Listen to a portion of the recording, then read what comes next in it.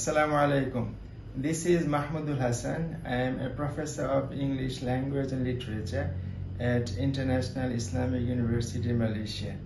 I am pleased to know that our Muslim brothers and sisters in Chicago have started this initiative to launch a new TV channel. Such a project is hugely important in today's world because there is so much misinformation and disinformation about Muslims. We need to have enough outlets of our own so that we can tell the world who we are and what we stand for.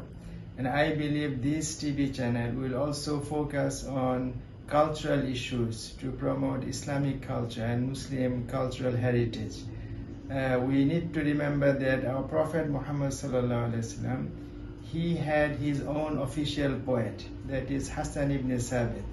And our Prophet established a special pulpit for Hassan ibn Sabit in his masjid, from which Hassan ibn Sabit used to recite poetry. So in today's world, we Muslims also need to follow in the footsteps of the Prophet, and we need to give equal importance to cultural activities. So I hope this new TV channel will represent the Muslim community and will try to promote Islamic cultural values. Assalamu alaikum.